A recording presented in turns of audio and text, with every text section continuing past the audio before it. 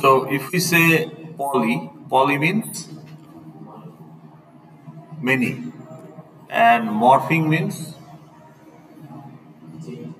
changing shapes. So when you say polymorphism, it is basically the ability to demonstrate different shapes of a method, meaning different behavior of a method. Okay. Also, different representation of a object name. তাহলে আমরা যদি বলি যে what is polymorphism,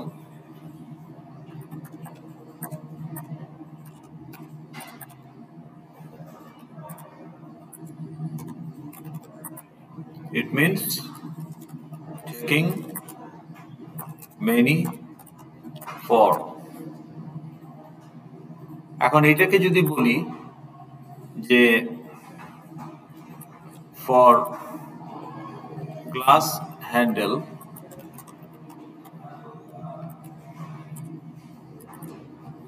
can a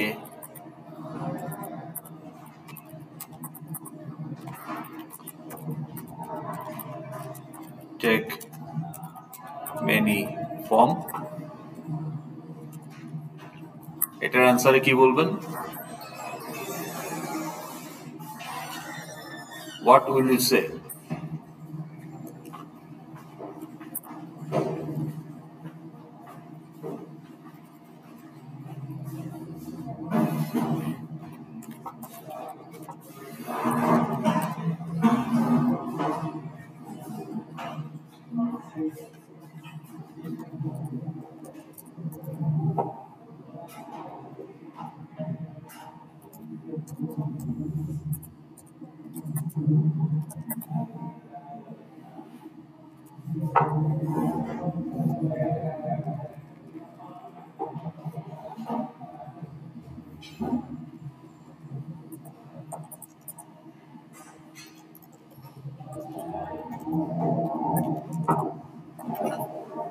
Ability to take many form by a glass handle or ability to exhibit many behavior by a class method.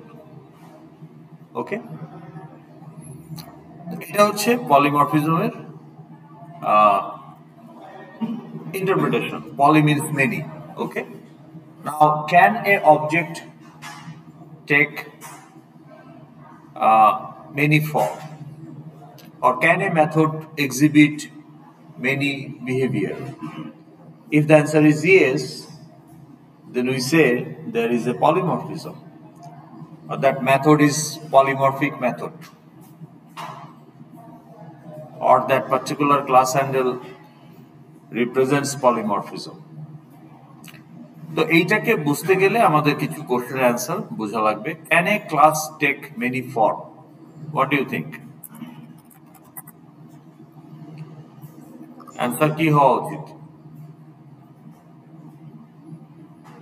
কথা বলেন। Can a class handle take many form?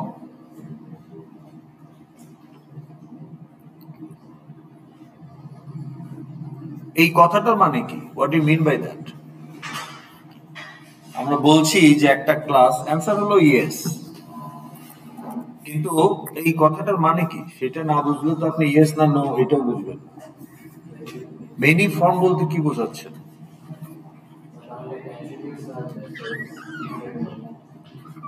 না, attribute methods different হওয়া মানে তো ক্লাসই different হওয়া,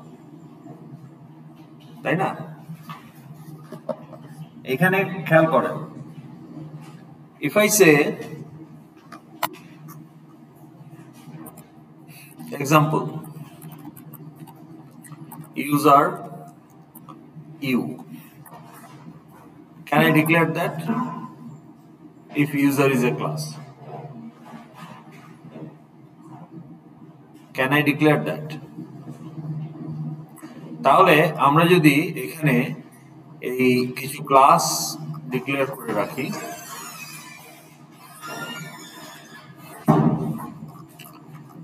let's say আমি যদি এখানে কিছু ক্লাস ডিক্লেয়ার করে রাখি যে public user. Now let's say employee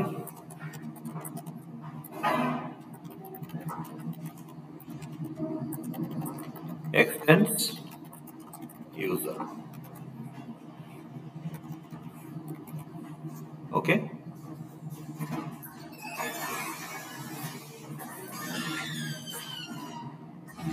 Then user এর সাবক্লাস আর কি হতে পারে?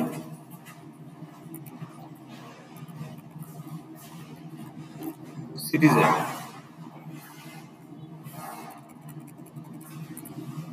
বা স্টুডেন্ট, আইরাস এর কথা যদি চিন্তা করি। এমপ্লয়ির সাবক্লাস আবার হতে পারে কি?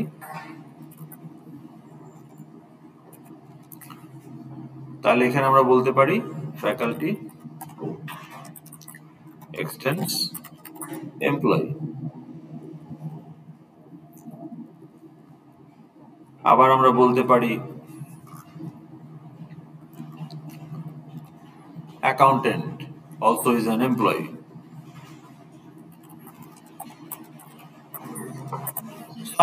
আমরা যদি ধরে নেই এই ক্লাসগুলো আছে, ওকে, তাহলে can I declare this?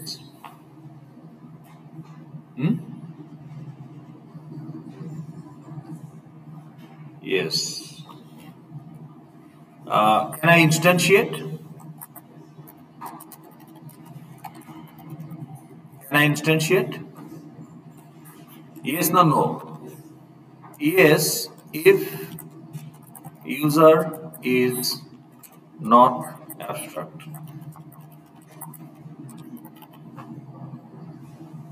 R abstract class হলে no if it is abstract। আমরা কতদিন করেছি এটা? কতদিন ছিলেন কারা কারা একটু হাত তোলেন। হ্যাঁ, তাহলে তো এটা আপনার বোঝার কথা যে abstract ক্লাসকে নিউ করা যায় না, তাই না? ওকে, now can I say student, student S1. Now if I say S1 equal to new student, can I do this? Is it okay? Okay, no problem. Why? Because student is not an abstract class.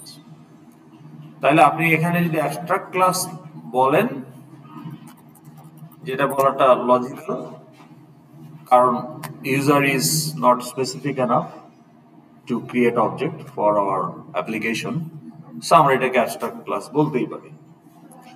আর ওখানে যদি abstract method থাকে তাহলে তো বলতেই হবে। ওকে, হ্যাঁ, ও স্ক্রিনটা আপনারা এই সামনে এত খালি থাকতে এই কোনায় কোনায় গিয়ে শেলডনের মতো যে স্মাইল স্পট, শেলডনকে চিনেন? হ্যাঁ, তো ওর যেমন একটা স্পট আছে না, সোফার ওই কোনা ছাড়াও বসবে না, তো আপনাদের সেরকম হয়েছে।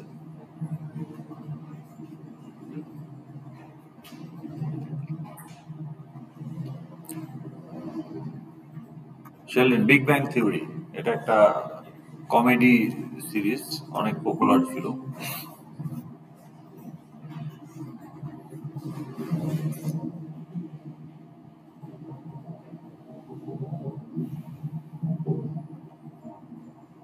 Okay. Now, if I do this for others, for example, এটা আমরা এটা এখন কি বলবো যে no as it is abstract class.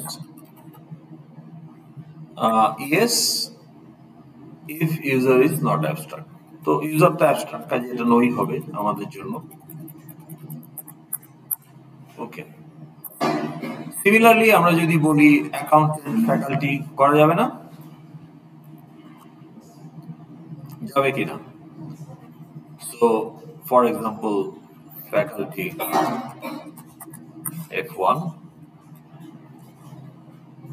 F1 equal to new faculty. Employee করা যাবে? তাহলে এই যে ডিক্লেয়ার করলাম এটা ওকে? ইয়েস। এই যে ডিক্লেয়ার করলাম F1, is it okay? Yes. Declare করেছি user U, is it okay? Okay or not? Okay or not?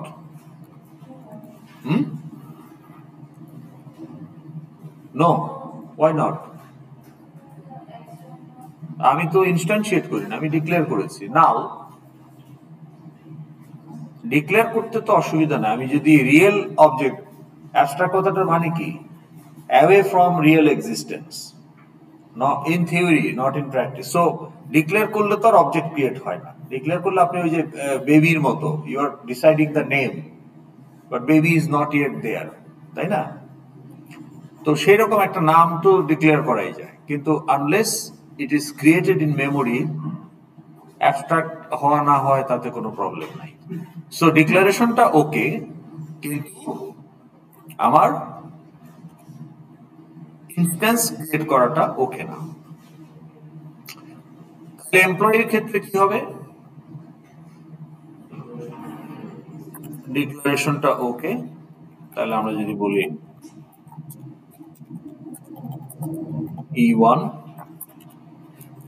E1 equal to new employee, এইটা কি হবে? এরর। এরর হবে নাকি হবে না? কেন হবে? কোথায় অ্যাবস্ট্রাক্ট? আপনি বলছেন যেটা অ্যাবস্ট্রাক্ট, আপনি এইটাতে বলছেন অ্যাবস্ট্রাক্ট। যদি আপনি বলেন এটাতে অ্যাবস্ট্রাক্ট, তাহলে এটাও এরর হবে। ওকে, আচ্ছা। তো employee should be abstract or not? এমপ্লয়িও অ্যাবস্ট্রাক্ট হওয়া উচিত, কারণ এমপ্লয়ি বেটার দেন ইউজার, কারণ ওখানে এক্সট্রা কিছু আছে, ইউজারে যা ছিল তার সাথে আরো কিছু অ্যাড হয়েছে, but still it is not good enough to represent a role of the organization. তাহলে অর্গানাইজেশনের রোল প্লে করবে হচ্ছে এমপ্লয়ির সাবক্লাস, ফ্যাকাল্টি, অ্যাকাউন্টেন্ট, এরা। অ্যাকাউন্টেন্টকে কি আমি ইনস্ট্যান্সিয়েট করতে পারবো? পারবো না কি পারবো না? পারবো। ওকে, তাহলে এখানে আমার যে অবজেক্ট গুলো, are they taking different shape or not? তাইলে আমার এই অবজেক্টটা কি ডিফারেন্ট শেপ নিচ্ছে নাকি নিচ্ছে না? Is it taking different form or not? এই ইউজার কোন টাইপের ক্লাস হ্যান্ডেল? ইউ, এটা কোন টাইপের ক্লাস হ্যান্ডেল? ইউজার। আপনি কোন ধরনের ইনস্ট্যান্স ক্রিয়েট করার চেষ্টা করতেছেন? ইউজার। যদিও এটা এরর হবে, but you are trying to form a you are trying to create a shape form of user type. এটা কোন ধরনের handle? E1, and what type of instance you are trying to create? So তার মানে কি, S1 student type, you are creating student type, F1 faculty type, you are creating, it is not taking different form. তাহলে so far এখানে আমরা কোনো পলিমরফিজমের সুযোগ নেই নাই, বাট আমরা চাইলে এটা নিতে পারতাম। কিভাবে? আমার যদি এখন এখানে আরো থাকতো, ধরেন এটা E1,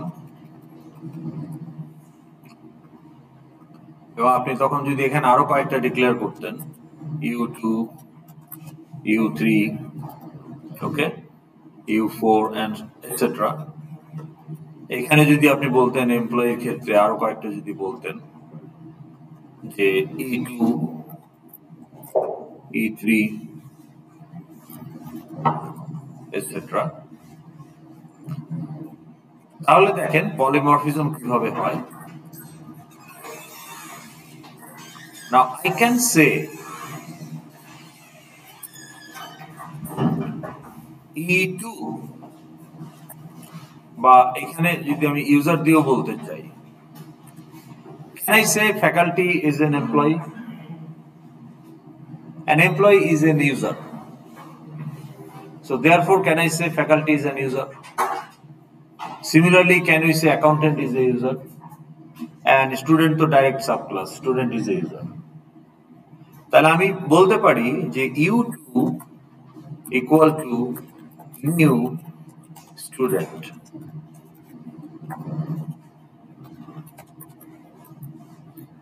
I can say U3 equal to new faculty.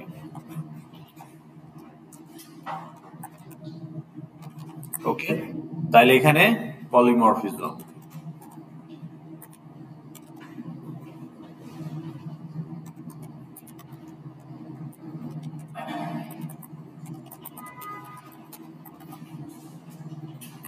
বুঝতেছেন?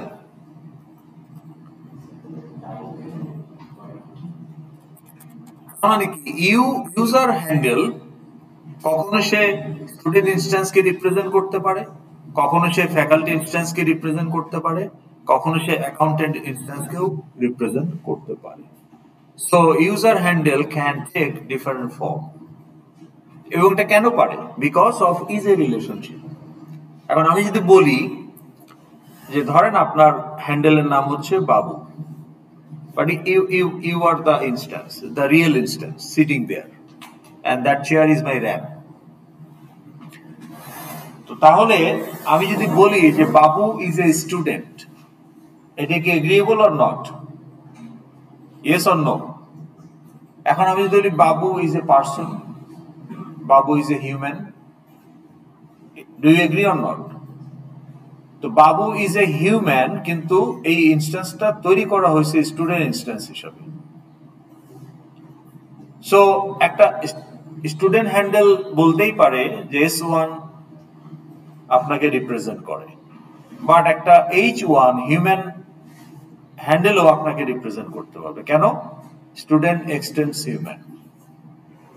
তো তাহলে ইনহেরিটেন্স যখন থাকবে তখন যে কোনো super type can not only represent its own instance যদি অ্যাবস্ট্রাক্ট না হয়, বাট অলসো ওর যত সাব ক্লাস বা তাদের সাব ক্লাস তাদেরকেও সে রিপ্রেজেন্ট করতে পারে, because of the is a relationship.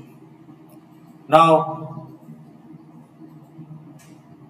R you following? তো এইটা হচ্ছে পলিমরফিক ফর্ম অফ ইনস্ট্যান্স। তাহলে এটাকে আমরা বুঝতে পারলাম। তাহলে U1 U3 U4 সবই তো ইউজার হ্যান্ডেল, বাট কোনটা স্টুডেন্টকে রিপ্রেজেন্ট করে, কোনটা ফ্যাকাল্টিকে রিপ্রেজেন্ট করে, কোনটা অ্যাকাউন্টেন্টকে রিপ্রেজেন্ট করে।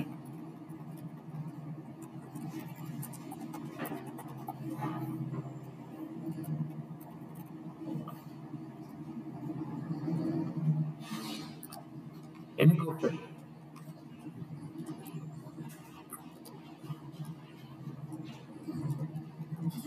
বলেন।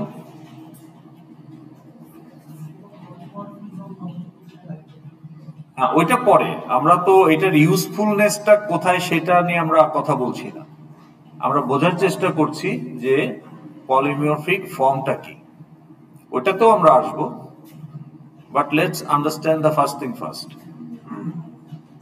So your curiosity is fine, that okay এটা আমার কি সুবিধা দিবে বা এটার লাভ কি, তাই না? That we are going to discuss after some time. তার আগে তো আমাকে জিনিসটা ক্লিয়ার হতে হবে যে what do I mean by multiple form, and a user handle is capable of representing multiple form. তাহলে একটা ইউজার হ্যান্ডেল কাকে কাকে রিপ্রেজেন্ট করতে পারে বলেন তো দেখি আমাদের এই স্কিম থেকে।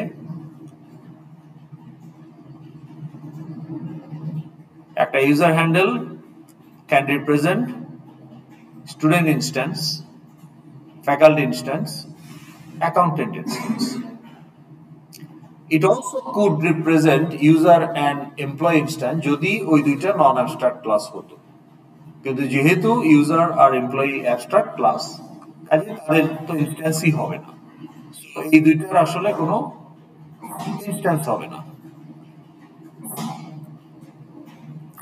তাহলে ইউজার ক্লাস আর এমপ্লয়ি ক্লাস দুটো অ্যাবস্ট্রাক্ট ক্লাস, এদের ইনস্ট্যান্স হবে না। কিন্তু যদি এটা অ্যাবস্ট্রাক্ট না হতো তাহলে ইউজার নিউ ইউজারকেও রিপ্রেজেন্ট করতে পারতো, নিউ এমপ্লয়িকেও করতে পারতো, কিন্তু যেহেতু সেটা অ্যাবস্ট্রাক্ট ক্লাস সেটা পারবে না। তো যেগুলো নন, অর্থাৎ যেগুলো ইনস্ট্যান্সিয়েট করা যাবে তো সবাইকেই সে রিপ্রেজেন্ট করতে পারবে ইন দ্য হায়ারার্কি বিলো। তাইলে এমপ্লয়ি কাকে কাকে রিপ্রেজেন্ট করতে পারবে? ফ্যাকাল্টি আর অ্যাকাউন্টেন্টকে। So you can say E2 equal to new faculty, E3 equal to new account, no problem. আর এগুলো ঠিক আছে, কিন্তু এখানে কোনো ডিফারেন্ট টাইপ হচ্ছে না।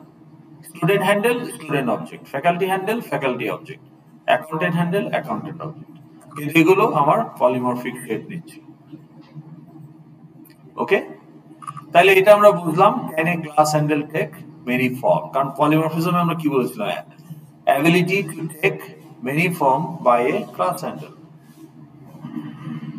এখন আমরা বলবো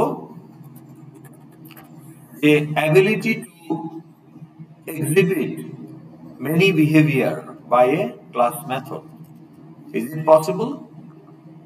তাহলে question again, can a class method exhibit multiple behavior?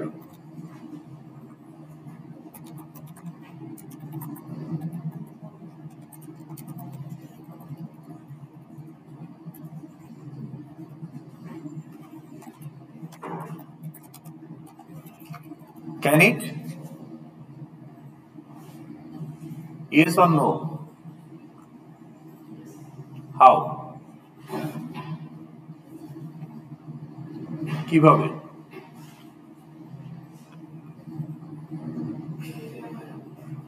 না এটা আপনারা জানেন অলরেডি, কিন্তু সেটা বলেন।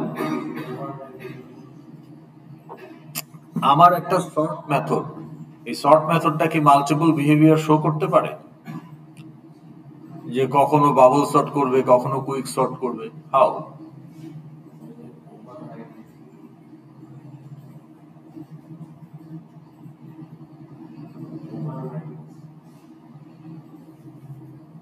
ওভাররাইডিং করতে পারবেন আপনি সাব ক্লাসে, সুপার ক্লাসের মেথড পছন্দ না, so I want to replace the implementation by providing my own implementation of the same parameter list. একই ওভারলোডিং দিয়ে আপনি দুইটা দিয়েই। এখন দেখেন, আপনার যদি এখানে আমরা একটা হচ্ছে যে স্ট্যাটিক বাইন্ডিং, মানে for polymorphic method call,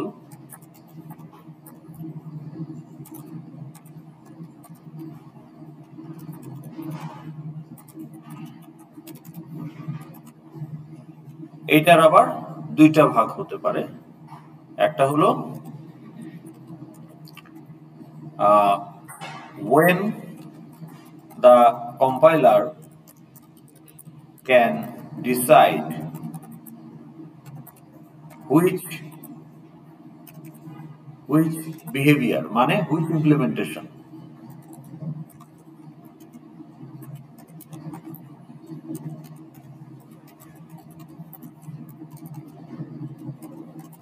to choose or bind for this specific call। তাহলে কখন কম্পাইলার ডিসাইড করতে পারে?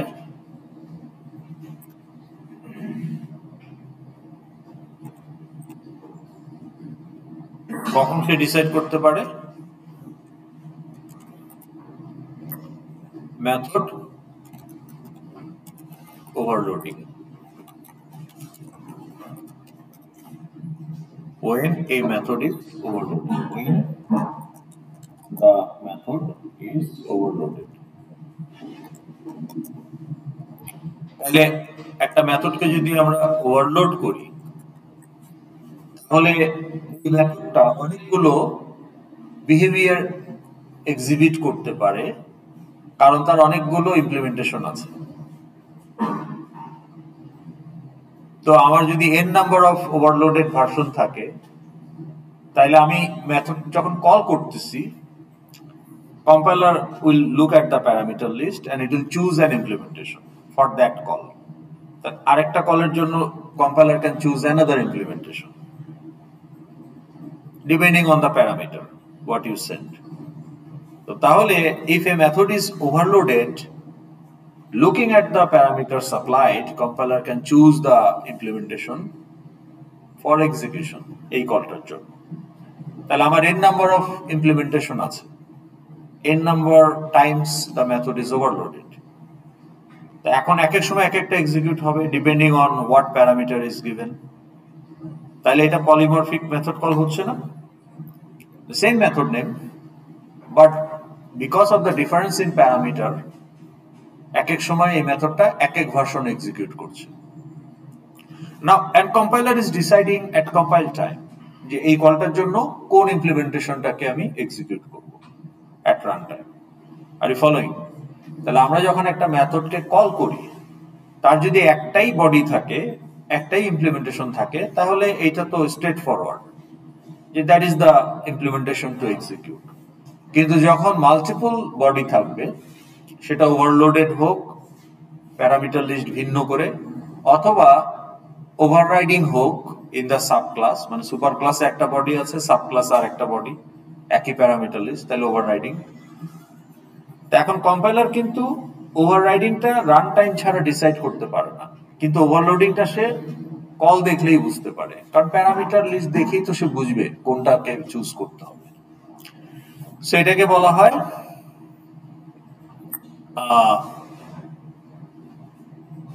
এটাকে আমরা বলবো যে স্ট্যাটিক বা compile time polymorphism. Okay,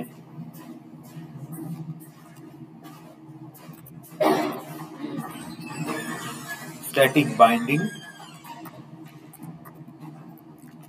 or compile time polymorphic decision. Okay,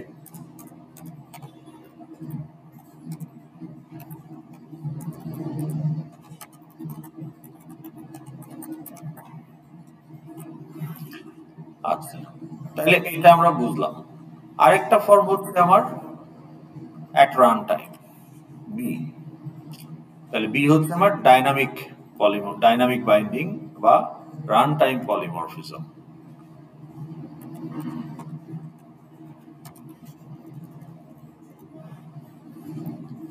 বা রান টাইম পলিমরফিজম। তো এটা total compiler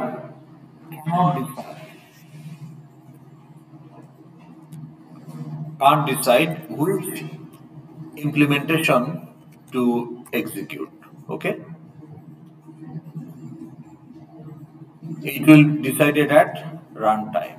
Okay, it will be decided at runtime whether the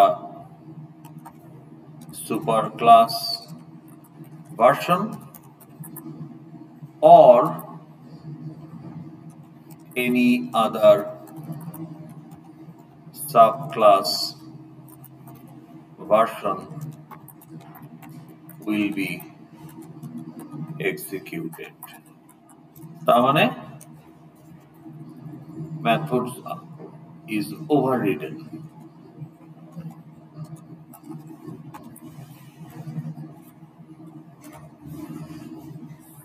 তাহলে আমরা যদি এটা একটু বোঝার চেষ্টা করি,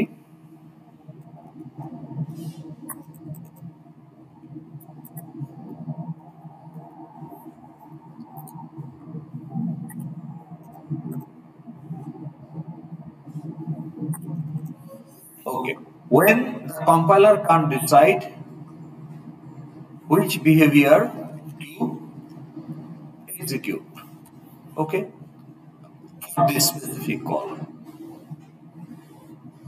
Now it will be decided at runtime whether the superclass version of the method or any other subclass version of the method will be executed. তার মানে মেথডটা সুপার ক্লাসের মেথডটা সাবক্লাসেও রিরাইট করা হয়েছে, ওভাররাইট করা হয়েছে। তাহলে এখন সুপার ক্লাসের ভার্সনটা এক্সিকিউট হবে নাকি সাবক্লাসেরটা এক্সিকিউট হবে নাকি অন্য কোনোটা হবে, এটা রান টাইমের ডিসিশন হবে। এখন এটা বোঝার জন্য see the example discussed in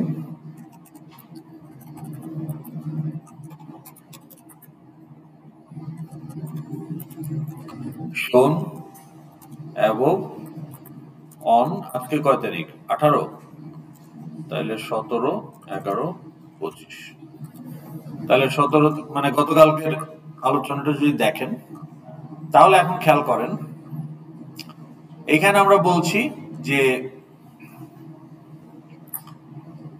রিসার্চের একটা ইন্টারফেস তো আমরা বুঝি যে অ্যাবস্ট্রাক্ট মেথড থাকে শুধু, তাই না? গত ক্লাসে আলোচনা ইউজার একটা অ্যাবস্ট্রাক্ট ক্লাস। এখন সব ইউজারের জন্য কমন মেথড কি হতে পারে? Change password, update profile. Now change পাসওয়ার্ডের লজিক তো same for every user, so change password কিন্তু আমার ইমপ্লিমেন্টেড মেথড হতে পারে। তাইলে পাবলিক ওয়ার্ড চেঞ্জ পাসওয়ার্ড,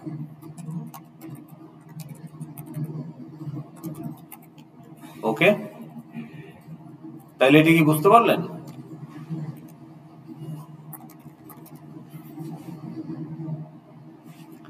এটা কেন ইমপ্লিমেন্টেড? এটা অ্যাবস্ট্রাক্ট হতে পারবে না।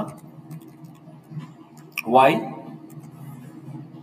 বিকজ আমরা বডি দিতে চাই চেঞ্জ পাসওয়ার্ডের ইউজারের মধ্যেই। কেন? কারণ চেঞ্জ পাসওয়ার্ডের যে বডি এটা সব সাবক্লাসের জন্য একই থাকবে। So if the implementation remains same for all the subclass, তাহলে তো এইটা আমার প্রত্যেকটা সাবক্লাসে আলাদা করে মেথডটা তৈরি করার প্রয়োজন নাই, তাই না? দরকার আছে না নাই?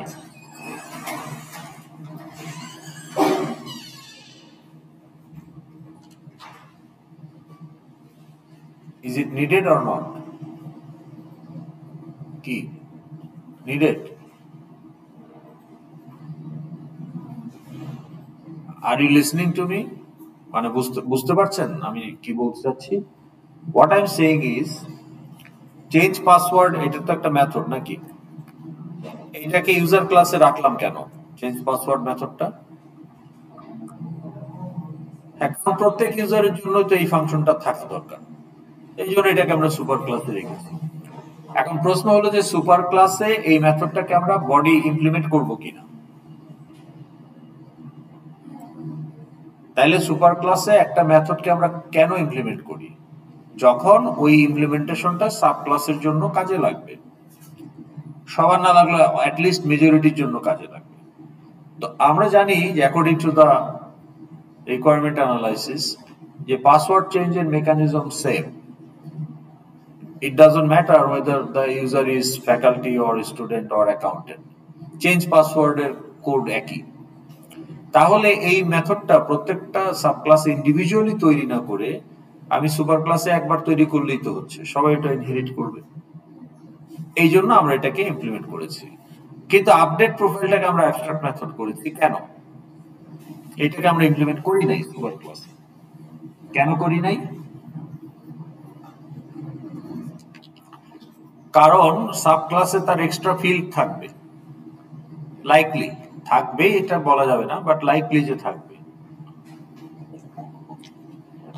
তাহলে এখানে যদি আমি একটা আপডেট প্রোফাইলের বডি দিয়েও দিতাম এটার মতো, তাহলে ওই বডিটা দিয়ে শুধুমাত্র কিছু ফিল্ডকে আপডেট করা যেত যেগুলো ইউজার পর্যন্ত আছে, কিন্তু সাবক্লাসে যে এক্সট্রা ফিল্ডগুলো অ্যাড করা হবে সেগুলো তো আপডেট করা যেত না। যেত কি? হ্যাঁ,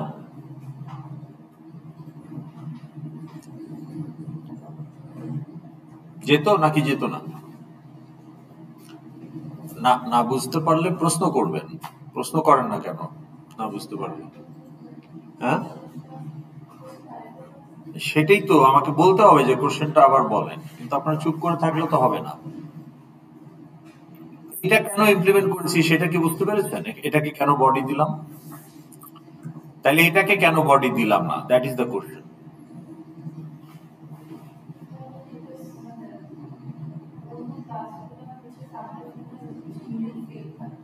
তার এক্সট্রা ফিল থাকবে, তো সেই এক্সট্রা ফিল গুলো তো এখানে এখানে যে বডিটা থাকবে সেই বডিতে আপনি সেই ফিল গুলো আপডেট করতে পারবেন যেগুলো ইউজার ক্লাস পর্যন্ত অ্যাভেলেবল।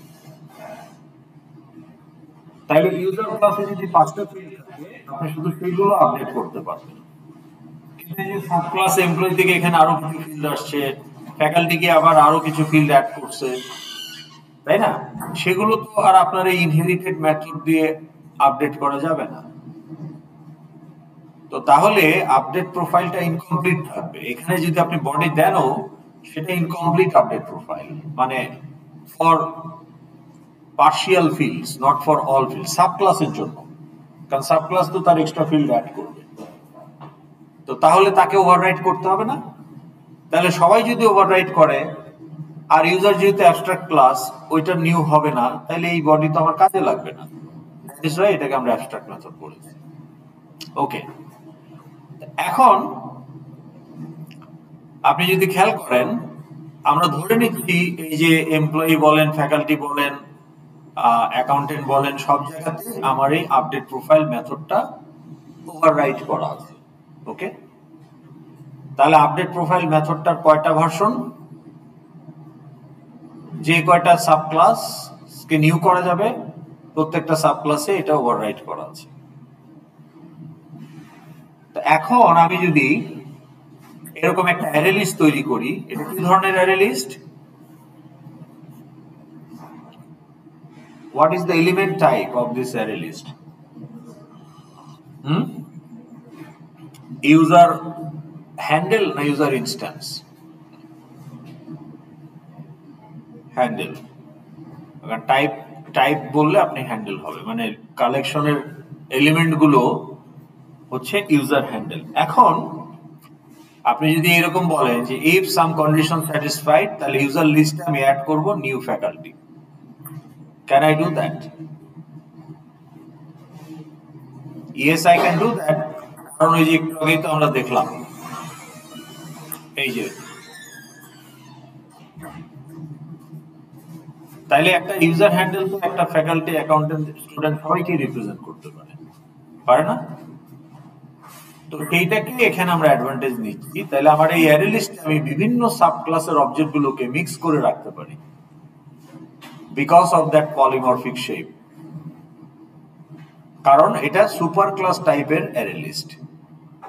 সো এই অ্যারে লিস্টে আমি ওর যত সাব ক্লাস আছে যেগুলোকে নিউ করা যাবে তাদের সবাইকেই আমি একসাথে মিক্স করে রাখতে পারবো।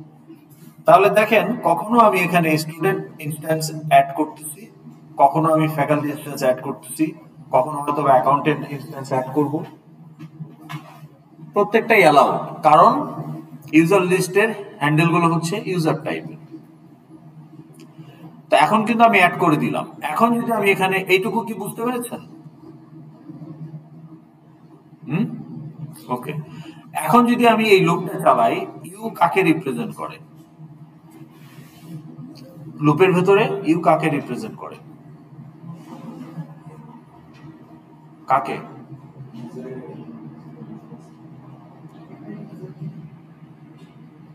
আপনার যে ওই যে ট্রাফিক ফাইন মডেল ক্লাস ছিল, তাহলে আপনি যদি মিড টার্মে আপনি যদি লুপ চালান যে ফর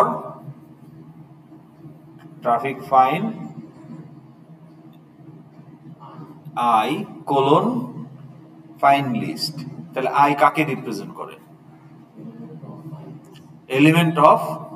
তাহলে এখানে ইউ কাকে রিপ্রেজেন্ট করে? ইউজার লিস্টের এলিমেন্ট। তাহলে এটার ক্লায়েন্ট কে? এই আপডেট প্রোফাইলের ক্লায়েন্টকে ইউজার লিস্টের এলিমেন্ট, তো ক্লায়েন্ট তো একটা ইনস্ট্যান্স, তো সেটা কে? সেটা কি ফ্যাকাল্টি ইনস্ট্যান্স, না অ্যাকাউন্টেন্ট ইনস্ট্যান্স, না স্টুডেন্ট ইনস্ট্যান্স? এখানে আপনি কি লিখছেন? ইউ, এটা তো ইউজার হ্যান্ডেল। তাহলে কম্পাইলার কি ইউ দেখে বুঝবে যে এই ইউটা ফ্যাকাল্টি ইনস্ট্যান্সকেও রেফার করতে পারে, আবার স্টুডেন্ট ইনস্ট্যান্সকেও রেফার করতে পারে, অ্যাকাউন্টেন্ট ইনস্ট্যান্সকেও রেফার করতে পারে? কিন্তু এটা তো কম্পাইল টাইমে বলা যাবে না, এটা তো রান টাইমে কন্ডিশনের উপর ভিত্তি করে যখন রান হবে তখন যদি এই কন্ডিশন স্যাটিসফাই হয় তাহলে ফ্যাকাল্টি অ্যাড হবে, যদি এই কন্ডিশন স্যাটিসফাই হয় তাহলে এই স্টুডেন্ট অ্যাড হবে। তাহলে পুরো জিনিসটা রান টাইমে ডিসিশন হচ্ছে, কারণ ইফ কন্ডিশনটা ইভ্যালুয়েট হবে তো রান টাইমে। তাহলে রান টাইমের উপর ডিপেন্ড করবে যে এই ইউটা কাকে রিপ্রেজেন্ট করবে। এখন এই ইউটা যদি ফ্যাকাল্টিকে রিপ্রেজেন্ট করে তাহলে ফ্যাকাল্টি ক্লাসের আপডেট প্রোফাইল এক্সিকিউট হবে। এই ইউটা যদি স্টুডেন্টকে রিপ্রেজেন্ট করে তাহলে স্টুডেন্ট ক্লাসের আপডেট প্রোফাইল এক্সিকিউট হবে। এই ইউটা যদি অ্যাকাউন্টেন্টকে রিপ্রেজেন্ট করে তাহলে অ্যাকাউন্ট ক্লাসের আপডেট প্রোফাইল এক্সিকিউট হবে।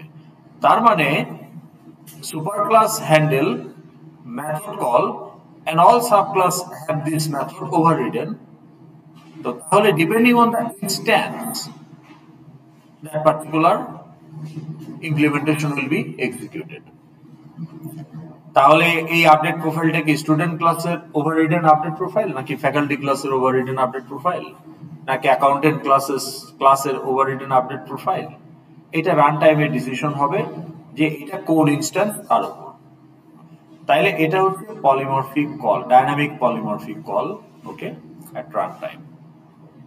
And of course this common method, it should be a common method, কারণ এই লিস্টে যারা আছে তাদের সবার জন্য এটা কমন মেথড হইতে হবে, না হলে এই কলটা করা যাবে না, তাই না? তো আপনি এটাকে বলছেন polymorphic call for common method, and of course this common method is known to superclass. known to superclass মানে এখানে সুপারক্লাস হচ্ছে ইউজার, মানে ইউজার ক্লাসে এই মেথডটা থাকতে হবে। সেটা ইমপ্লিমেন্টেড অবস্থায় থাকলেও হবে, অ্যাবস্ট্রাক্ট অবস্থাতে থাকলেও হবে, যেভাবেই থাকুক ইউজার ক্লাস জানে যে এইরকম দুইটা মেথড আমার কাছে আছে, তার মানে আমার সাব ক্লাসের কাছেও আছে। আমার কাছে থাকা মানে আমার সব সাব ক্লাসের কাছেও এটা আছে, বিকজ দে উইল ইনহেরিট। এখন তারা পছন্দ হলে আমি যদি ইমপ্লিমেন্ট করে থাকি তারা আমার ইমপ্লিমেন্টেশন রাখতেও পারে, ওভাররাইডও করতে পারে, আর আমি যদি অ্যাবস্ট্রাক্ট রাখি তাদেরকে ইমপ্লিমেন্ট করতেই হবে। বাট যেটাই ঘটনা ঘটুক না কেন সাব ক্লাসের কাছে এই মেথডগুলো আছে, এইটা সুপার ক্লাস হিসেবে আমি জানি, তো তখন আপনি এই পলিমরফিক কল করতে পারবেন। and that gives a very straightforward advantage, তাই না? আপনি খুব সহজে বিভিন্ন ধরনের অবজেক্টগুলোকে একটা কালেকশনে রাখতে পারছেন।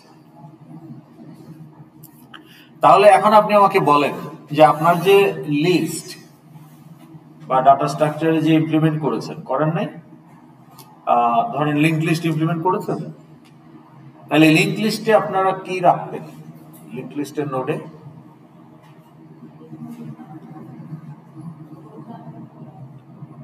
ধরেন যে লিঙ্ক লিস্টে অ্যাড এ নিউ নোড, তাই না? at the front, at the rear, traverse the list, এগুলো করছেন না?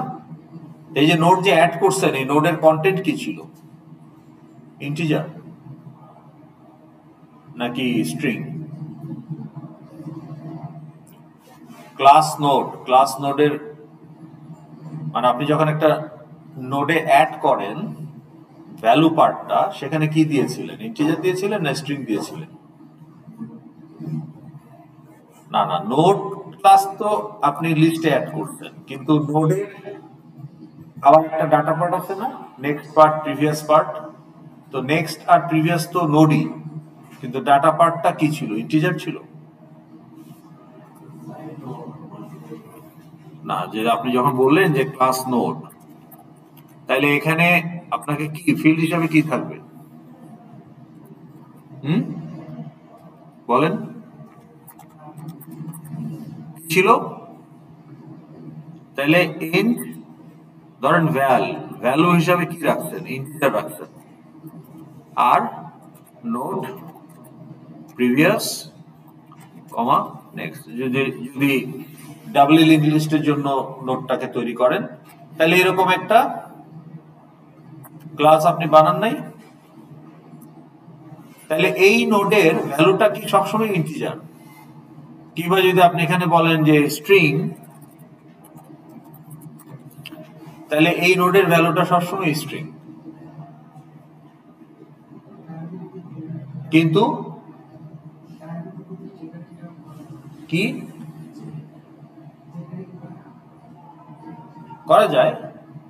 তো তাহলে আপনি যদি এখন এখানে বলেন যে আমার এই নোটটা, যদি এখানে আপনি স্ট্রিং না বলে বলেন যে ইউজার, ভ্যালুটাই হচ্ছে একটা ইউজার অবজেক্ট, ওকে। তাইলে আপনি একটা নোডে স্টুডেন্ট রাখতে পারেন, আর একটা নোডে ফ্যাকাল্টি রাখতে পারেন, আর একটা নোডে অ্যাকাউন্টেন্ট রাখতে পারেন। গ্রাফ যদি হয়, গ্রাফের নোড যদি হয়, তাহলে আপনি এখানে বলতে পারেন ফর এক্সাম্পল ওয়েট। এখন এই ওয়েট সুপার ক্লাস, কিন্তু ওয়েটের সাব ক্লাস হিসাবে আপনি অনেক কিছুই রাখতে পারেন। এই ওয়েটটা কি ডিস্টেন্স, এই ওয়েটটা কি কস্ট, নাকি এই ওয়েটটা অন্য কিছু, বুঝতে পারতেছেন? তো তাহলে কিন্তু এই যেখানেও আপনি পলিমরফিক কাজটা করতে পারবেন। তা এখন আপনার যদি এই ভ্যালের মধ্যে আপনি হয়তো ইউজারের সাব ক্লাস গুলো রাখবেন, তাই না? কিংবা ধরেন আপনি যদি এটা প্রোডাক্ট করেন, তাহলে প্রোডাক্ট একটা সুপার ক্লাস, সাব ক্লাস হিসাবে আসতে পারে আপনার ইলেকট্রনিক্স, ফুড, ওকে, বিভিন্ন ফার্নিচার।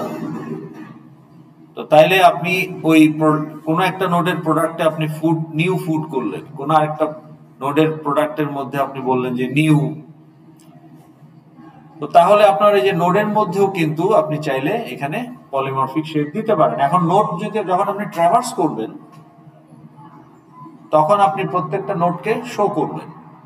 তাহলে যে শো মেথড ইউজার ক্লাসের, কিন্তু এটা ফার্নিচার ক্লাসে ওভাররাইট করা আছে। তারপরে আপনার ফার্নিচার ক্লাসে ওভাররাইট করা আছে আপনার, বা এই ক্ষেত্রে যদি বলি যে আমি যদি এখন এই ক্ষেত্রে ইউজার দিয়ে যদি বলি, তাহলে আপনি যদি যখন ট্রাভার্স করবেন তখন বলতে পারেন না যে whatever is the node n1.show n1.val.show n1.val.show, অথবা এটা প্রাইভেট হলে n1.getval.show। তাহলে ওই যে শো, ওইটা কার শো? ওইটা কি স্টুডেন্টের শো, না ফ্যাকাল্টির শো, নাকি অ্যাকাউন্টেন্টের শো? এটা রান টাইমে ডিসাইড হবে। So polymorphic call. এখন পলিমরফিক কল ছাড়াও অন্য কলও তো আপনার লাগতে পারে। তাহলে আপনি এখন বলতে চান যে এই ইউজারটা যদি ফ্যাকাল্টি হয়, তাহলে সাবমিট গ্রেড মেথড কল করব। তাহলে সাবমিট গ্রেড তো আমি u.submit গ্রেড র্যান্ডমলি দিয়ে দিলাম। যদি স্টুডেন্ট হয়, অ্যাকাউন্টেন্ট হয়, তাহলে সাবমিট গ্রেড তাদের জন্য ওই ক্লাসে নাই। তাহলে সাবমিট গ্রেড হচ্ছে আমার সুপার ক্লাসের কোনো মেথড না, এটা হচ্ছে সাব ক্লাস স্পেসিফিক মেথড। তো তখন আমি চেক করতেছি যে ইউ যদি ইনস্ট্যান্স অফ ফ্যাকাল্টি হয়, তাহলে এটা একটা কিওয়ার্ড, এটাতে আপনি চেক করতে পারেন যে এই হ্যান্ডেলটা কোন ইনস্ট্যান্সকে রিপ্রেজেন্ট করে।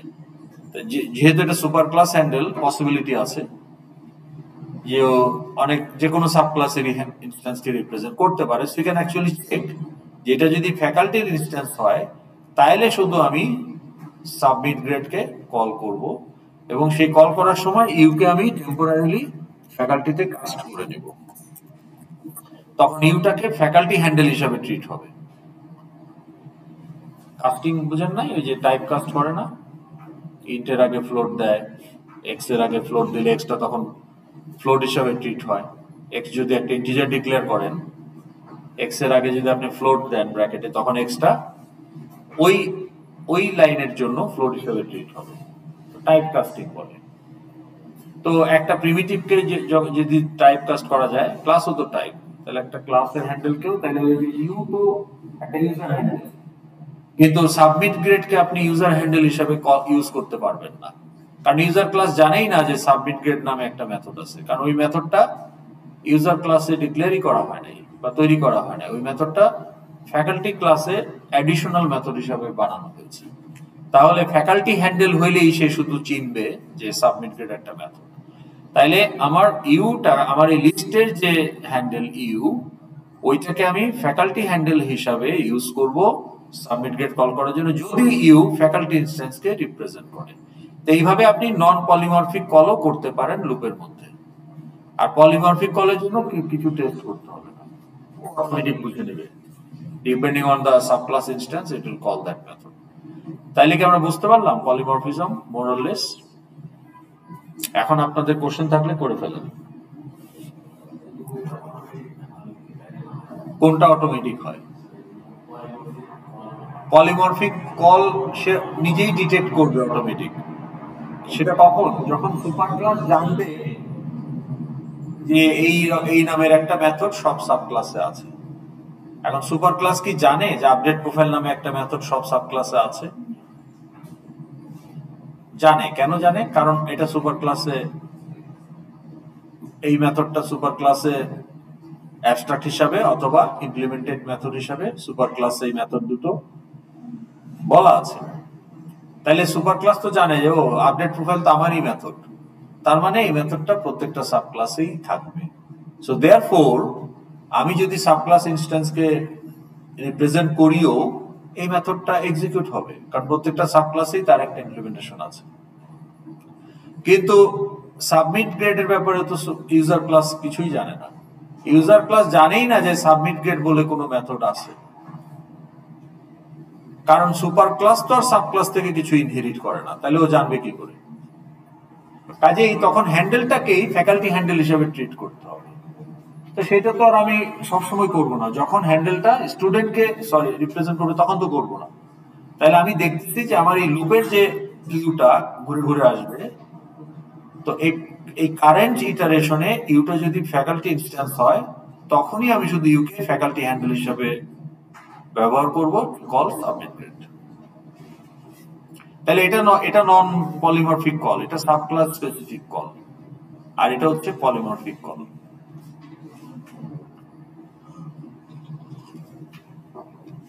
ওকে, তাহলে আপনার প্রজেক্টের নাম কি? হ্যাঁ, ল্যান্ড রেজিস্ট্রেশন। তাহলে এখানে কোন পলিমরফিক মেথডের নাম বলতে পারেন? তাহলে আপনার মডেল কি কি? 8টা ইউজার আর নন ইউজার মডেল ক্লাস কি কি?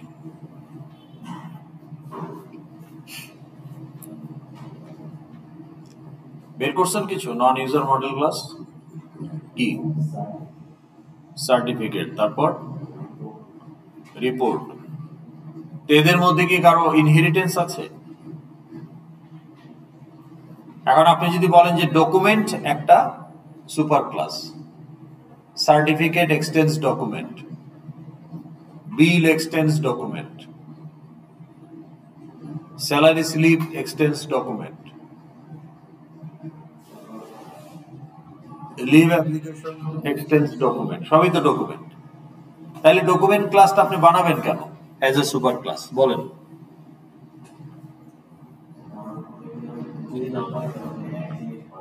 না, একই কি জিনিস? একই জিনিস কথাটা যখন বলবেন তার মানে আপনাকে প্রমাণ করতে হবে দেয়ার ইজ সামথিং কমন।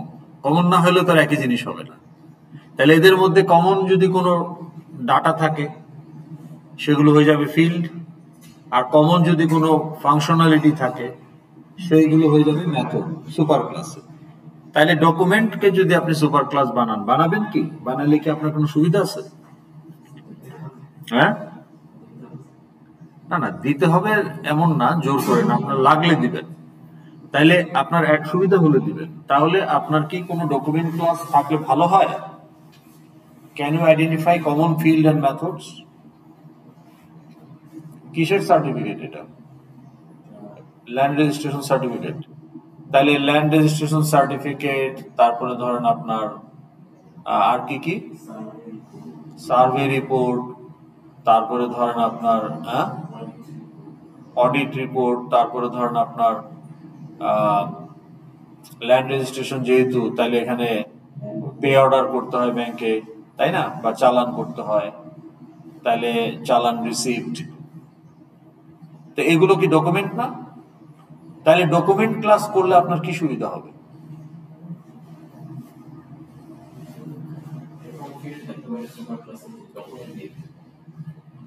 ডকুমেন্টের টাইটেলটা থাকতে পারে, তারপর ডেট অফ ক্রিয়েশন, ডকুমেন্টটা কবে তৈরি হলো, তাহলে সার্টিফিকেটটা কবে ইস্যু হলো, বা ডেট অফ ইস্যু, তাহলে date of issue, document name, তারপরে ডকুমেন্ট অ্যাসোসিয়েটেড ওনার বা অ্যাসোসিয়েটেড পারসন, মানে ডকুমেন্টটা কার নামে, তাই না, বা প্রিপেয়ার্ড বাই, সেটাও দিতে পারেন।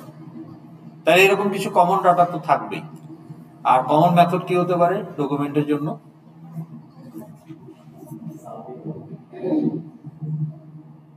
সাবমিটের বিষয়টা যদি থাকে, অথবা print, all of this document need to B printed. তো তাহলে আপনি যদি এরকম ডকুমেন্ট গুলোকে আপনি একটা অ্যারে লিস্টে রাখেন, লুপ চালে আপনি সবগুলোকে প্রিন্ট, তাহলে document d colon document list, কিন্তু রাখছেন হচ্ছে ল্যান্ড সার্টিফিকেট অবজেক্ট ইনস্ট্যান্স, তারপরে আপনার সার্ভে রিপোর্ট ইনস্ট্যান্স, তারপরে আপনার অমুক রিসিপ্ট ইনস্ট্যান্স, এগুলো রাখছেন। তা আপনি যখন বলবেন যে ডি ডট প্রিন্ট লুপের মধ্যে পলিমরফিক কল, প্রত্যেকটা ক্লাসেই প্রিন্ট মেথড ওভাররাইট করা আছে ডিপেন্ডিং অন দেয়ার ফিল্ডস। বুঝতে পারছেন? তাহলে এটা অনেক অ্যাডভান্টেজিয়াস না? That is Y polymorphism is one of the foundation pillar of object oriented programming. It allows you to dynamically, এখন এটা যদি না পসিবল হইতো তাহলে আপনাকে এখানে 5টা ফর লুপ ইউজ করতে হইতো 5 ধরনের ইউজারের জন্য, 10টা লুপ ইউজ করতে হতো 10 রকম ডকুমেন্টের জন্য। কিন্তু আপনি যখন এরকম সব ধরনের ডকুমেন্ট, ধরেন আপনি এখন আপনার ধরেন আইইউবিতে, হ্যাঁ, এখন আইইউবির যে ট্রান্সপোর্ট অফিসার, সে এখন তার এখন একটা কাজ হচ্ছে যে আমার যত ধরনের গাড়ির ডকুমেন্ট আছে, যেমন ট্যাক্স টোকেন, তারপরে ফিটনেস সার্টিফিকেট, ইন্স্যুরেন্স, এগুলো সে একটা এক্সপায়ার্ড কিনা বা how many days late to expire, এরকম একটা টেবিল জেনারেট করতে চায়। তাহলে আইওবি মনে করেন 20টা গাড়ি ওন করে, এই private car, microbus, pickup truck সব মিলে ধরেন বাস, আইওবি 20টা গাড়ি আছে। তাহলে ওখানে 20টা আপনার ট্যাক্স সার্টিফিকেট, 20টা ইন্স্যুরেন্স সার্টিফিকেট, 20টা ট্যাক্স টোকেন সার্টিফিকেট, 20টা ফিটনেস সার্টিফিকেট থাকবে, যেহেতু 20টা গাড়ি। তাহলে এইগুলো আলাদা আলাদা ফাইলে আছে। তাহলে ধরেন আপনার ট্যাক্স সার্টিফিকেট ডট বিন ফাইলে সব ট্যাক্স সার্টিফিকেট গুলো আছে, ওকে। তারপরে ধরেন আপনার ইন্স্যুরেন্স পলিসি ডট বিন ফাইলে ইন্স্যুরেন্স পলিসি অবজেক্ট গুলো আছে। আবার ধরেন আপনার ফিটনেস সার্টিফিকেট ডট বিন ফাইলে ফিটনেস সার্টিফিকেট গুলো আছে। তা এখন আপনি একটা টেবিলে সামারি দেখতে চান, যেমন এই 60টা ডকুমেন্টের কোনটা মানে ক্লোজ টু এক্সপায়ার, তাহলে আপনি remaining how many days remaining to expire, এই ডাটাটা দিয়ে একটা টেবিল জেনারেট করতে চান। তাইলে আপনি আপনার 3টা ফাইল থেকে ডকুমেন্ট রিড করবেন, তাইলে আপনার ওই যে ফিটনেস সার্টিফিকেট বিন ফাইল থেকে সবগুলো ফিটনেস সার্টিফিকেট অবজেক্ট অ্যাড করে অ্যারে লিস্টে দিয়ে দিবেন। তারপরে ইন্স্যুরেন্স পলিসি বিন ফাইল থেকে ইন্স্যুরেন্স পলিসি অবজেক্টগুলো রিড করে অ্যারে লিস্টে দিয়ে দিবেন। আবার ফিটনেস সার্টিফিকেট ফাইল থেকে ফিটনেস সার্টিফিকেট অবজেক্টগুলো রিড করে অ্যারে লিস্টে দিয়ে দিবেন। এখন পলিমরফিজম না হলে আপনাকে 3টা আলাদা অ্যারে লিস্ট ইউজ করতে হতো, কিন্তু পলিমরফিজম যদি ডকুমেন্ট একটা সুপার ক্লাস থাকে, ডকুমেন্টের অ্যারে লিস্টেই সবগুলো আপনি ঢুকাই দিতে পারেন ফাইল থেকে রিড করে। 3টা ফাইল থেকে 3 ধরনের অবজেক্ট রিড করে একটা অ্যারে লিস্টে দিয়ে দিলেন ডকুমেন্ট টাইপের, তারপরে লুপ চালায় বলেন array list d dot get number of days to expire. তাহলে এটা একটা কাস্টম মেথড ডকুমেন্ট ক্লাসে। তো ওই মেথড আপনাকে ওই যে ডেট অফ এক্সপায়ার আর কারেন্ট ডেটের মধ্যে হিসাব করে বলবে যে এতদিন বাকি আছে। তাহলে আপনি একটা লুপ, একটা অ্যারে লিস্ট, একটা লুপ, একটা অ্যারে লিস্টে লোড করলেন। So when you want to load different type of objects for a data processing from file বা database, তো তখন আপনি যাতে লিমিটেড ডাটা স্ট্রাকচার ইউজ করে সিম্পলিফাইড ওয়েতে কাজটা করে ফেলতে পারেন, এই জন্যই এটা আপনাকে এই সুবিধাটা দেয়। তাহলে আমাকে তিন ধরনের এখন আমি যদি এখন ধরেন আমার কথা ধরেন ভিসি স্যার যদি একটা রিপোর্ট দেখতে চায় যে show me a table with the employee list who has served, let's say, more than 10 years at IUB. তাহলে আইইউবিতে যে এমপ্লয়িরা 10 বছরের বেশি সার্ভিস দিচ্ছে তাদের একটা লিস্ট আমি চাই, বা 20 ইয়ার্স অ্যান্ড অ্যাবভ যারা আইইউবিতে আছে তাদেরকে লং সার্ভিস অ্যাওয়ার্ড একটা অর্গানাইজ করতে চাই ভিসি অফিস, যে লং সার্ভিস অ্যাওয়ার্ড দিবে to appreciate their service for their loyalty, যে তারা অর্গানাইজেশন চেঞ্জ করে নাই, through thick and thin they are with IUB, so let's give them, appreciate them. এরকম একটা প্ল্যান করলো ফর এক্সাম্পল ভিসি অফিস থেকে। তো এই অ্যাওয়ার্ডই কারা হবে? যারা আইইউবিতে serving for more than 20 years. তাহলে মোর দেন 20 ইয়ার্স কারা, তাদের একটা লিস্ট বের করতে হবে। এখন ডাটাবেজে তো আমার অবজেক্ট আছে ফ্যাকাল্টি অবজেক্ট, তাহলে ফ্যাকাল্টি বিন ফাইলে সব ফ্যাকাল্টি অবজেক্ট, অ্যাকাউন্টেন্ট বিন ফাইলে সব অ্যাকাউন্টেন্ট অবজেক্ট, তাই না? তাহলে আপনার এই হাউসকিপার বিন ফাইলে সব হাউসকিপার অবজেক্ট, ড্রাইভার বিন ফাইলে সব ড্রাইভার অবজেক্ট। তাহলে irrespective of the rank or designation or status, এটা লেন্থ অফ সার্ভিসের জন্য তাদেরকে অ্যাপ্রিসিয়েট করা হবে। তাহলে এই লিস্টটা বের করতে হলে আমার তো ফ্যাকাল্টি অবজেক্টও লোড করতে হবে ফাইল থেকে বা ডাটাবেস থেকে, ড্রাইভার অবজেক্টও লোড করতে হবে, হাউসকিপার অবজেক্টও লোড করতে হবে। তাইলে যদি আমি এদেরকে ইন্ডিভিজুয়ালি ট্রিট করতে চাই, তাহলে ওই ড্রাইভারের অ্যারে লিস্টে লোড করতে হবে ড্রাইভার বিন ফাইল থেকে। তাহলে আমি ফাইল থেকে যখন একটা অবজেক্ট রিড করে যদি দেখি যে তার ডেট অফ জয়নিং আর আজকের ডেটের মধ্যে 20 বছর বা তার বেশি, তখন ওই অবজেক্টটাকে আমি একটা অ্যারে লিস্টে রাখবো। কারণ ওই আউটপুটে শুধু নাম, আইডি এগুলো তো থাকবে, ডেজিগনেশন, তাহলে অবজেক্টটা লাগবে। তাহলে অবজেক্টটা আমি তখন অ্যারে লিস্টে, এখন আমি কি 5-10 ধরনের এমপ্লয়ের জন্য 10টা অ্যারে লিস্ট ইউজ করতে পারি, আমার কোডিং কমপ্লেক্সিটি বাড়বে। কিন্তু আমার যদি সুপার ক্লাস থাকে, তাহলে আমি একটা ইউজার অ্যারে লিস্টে ওই ফ্যাকাল্টি বিন ফাইল থেকে ফ্যাকাল্টি যেগুলো যারা কোয়ালিফাই করবে 20 ইয়ার্স এন্ড অ্যাবভ, তাদেরকে আমি ওই অ্যারে লিস্টে দিয়ে দিব। তারপরে ড্রাইভার ডট বিন ফাইল থেকে ড্রাইভার যারা কোয়ালিফাই করবে, হাউসকিপার যারা কোয়ালিফাই করবে, এইভাবে আমি এক জায়গায় অ্যাকুমুলেট করে ফেললাম। এখন আমার ওই যে আইডি, নেম, ডেজিগনেশন, এগুলো আমি আমার আউটপুটে ওই অ্যারে লিস্ট থেকে বের করে ফেললাম। So that is the advantage of polymorphism. তাহলে পলিমরফিজমের দুইটা সুবিধা, একটা হলো যে আমি পলিমরফিক মেথড যদি নাও করি, যেমন যে এই ক্ষেত্রে আপনি যেটা করলেন যে এখানে আপনার আইডি, নেম, ডেজিগনেশন প্রিন্ট করতে হবে, তাই না? তাহলে আইডি, নেম, ডেজিগনেশন প্রিন্ট করার জন্য আপনি একটা প্রিন্ট মেথড কল করবেন। তো প্রিন্ট মেথড কিংবা ধরুন ফুল ডিটেলসই প্রিন্ট করবেন, তাহলে প্রিন্ট মেথড যদি প্রিন্ট করতে চান, বা আপনি একটা পার্টিকুলার গেটার ইউজ করবেন, তাহলে ওখান থেকে আপনি 3টা গেটার ইউজ করবেন, যে get ID, get name, get designation. তো এইটা তো আর পলিমরফিক মেথড না, এইটা তো আর সাব ক্লাস ওভাররাইট করে নাই, গেটার তো আর ওভাররাইট করার কিছু নেই, তাই না? আপনার কাস্টম মেথড আপনি ওভাররাইট করতে পারেন। গেটার তো সুপার ক্লাসের ইনহেরিটেড ফিল্ডের সাথে সাথে গেটারও ইনহেরিট হয়ে যাবে, কিন্তু you are not overriding that. কাজেই সাব ক্লাসেও গেটারের যে কোড, সুপার ক্লাসেও একই code, no change, it's not it's getter, সেটা তো আপনি ওভাররাইট করেন না। নতুন ফিল্ডের জন্য নতুন গেটার সেটার আপনি জেনারেট করেন সাব ক্লাসে, কিন্তু সুপার ক্লাসের ফিল্ডের getter setter you don't overwrite, that doesn't make sense. কারণ আপনি তো ওখানে কিছু চেঞ্জ করবেন না, ফিল্ডের গেটার ফিল্ডের সেটার একই কোড, তাই না? তো তাহলে আপনার পলিমরফিক কল হচ্ছে না, বাট স্টিল পলিমরফিজম আপনাকে হেল্প করতেছে যে অবজেক্টগুলো একসাথে রাখার জন্য। আর যদি তারপরে যদি আপনি on top of that polymorphic call করেন, সেটা আপনার সোনার উপরে সোহাগা, যে আপনি ডাবল বেনিফিট নিলেন,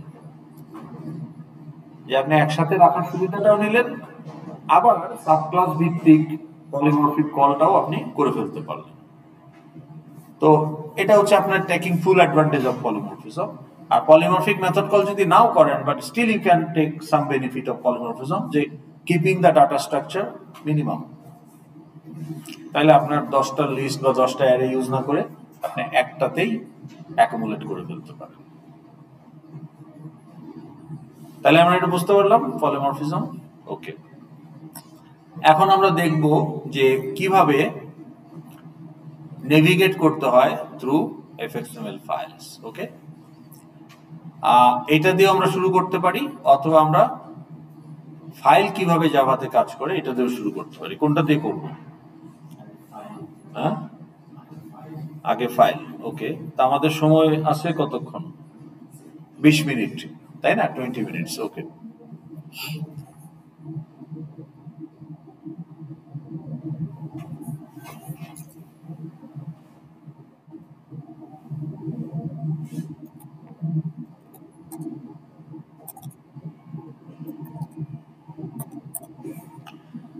আচ্ছা, তো ফাইল আইও নিয়ে, আইও মানে input output. Now before we talk about file input output, আমাদের ইন জেনারেল ইনপুট আউটপুটটা আগে একটু বোঝা দরকার, যে হাউ ইনপুট আউটপুট ওয়ার্কস। ওকে, না ইনপুট বলতে আমরা কি বুঝি? কারণ আপনাকে বলা হলো যে আপনি একটা ইনপুট নেবেন, ইনপুট ফর হুম? না, আপনি ধরেন এক্স এর একটা ইনপুট নিচ্ছেন, এক্স ইকুয়াল টু ইনপুট পাইথনে বা জাভাতে আপনি স্ক্যানার ইউজ করতে পারেন, বা print system dot out dot print x, তাইলে এটা একটা আউটপুট অপারেশন। তাহলে input for whom, output for whom, এইটা আগে বোঝা লাগবে। তা আপনি যখন বলতেছেন ইনপুট ফ্রম, ইনপুট ফর হুম,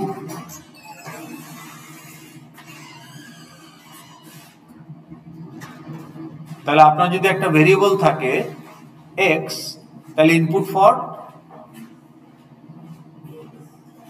মানে memory, input for memory, from হোয়ার?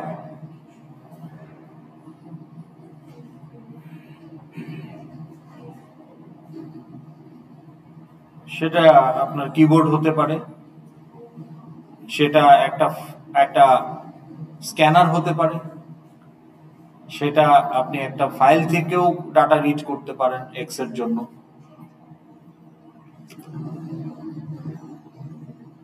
তাই না? আপনার ওয়েবক্যাম থেকেও আপনি ডাটা ক্যাপচার করতে পারেন ফর ইওর মেমোরি। তাহলে আমাদের সোর্স, ইনপুটের একটা সোর্স থাকবে অ্যান্ড ইনপুট ফর মেমোরি, তার মানে এটা একটা রাইট অপারেশন। মেমোরিতে তো আপনি ইনপুট ফর মেমোরি, তাহলে মেমোরিতে ঢুকতেছে, দ্যাট মিনস রাইট অপারেশন। আর আউটপুট মানে মেমোরি থেকে আউটপুট ডেস্টিনেশনে যাচ্ছে, তাহলে output destination can be your screen, output destination can be printer, output destination can be projector, output destination can be speaker. তাহলে আউটপুটে যে যাচ্ছে, কোত্থেকে যাচ্ছে? তার মানে এটা রিডিং ফ্রম মেমোরি। কিন্তু এই কথাটা বলার উদ্দেশ্য হলো এই, যে এখানে সবাই ভুলটা করে, সবাই মনে করে আউটপুট মানে রাইট, এই আউটপুট জেনারেট করো মানে প্রিন্ট করো। কিন্তু আসলে আউটপুট মানে তো আপনি প্রিন্ট করতেছেন, ওইটাকে আপনি আউটপুট ভাবতেছেন, কিন্তু আসলে তো আপনি মেমোরি থেকে রিড করতেছেন ওই প্রিন্টটা করার জন্য বা স্ক্রিনে দেখানোর জন্য। তাই না? তাহলে এক্স এর মধ্যে আমার ভ্যালুটা আছে, সেটা আমি স্ক্রিনে দেখাচ্ছি প্রিন্ট ফাংশন দিয়ে। এটা কি রাইট অপারেশন না রিড অপারেশন?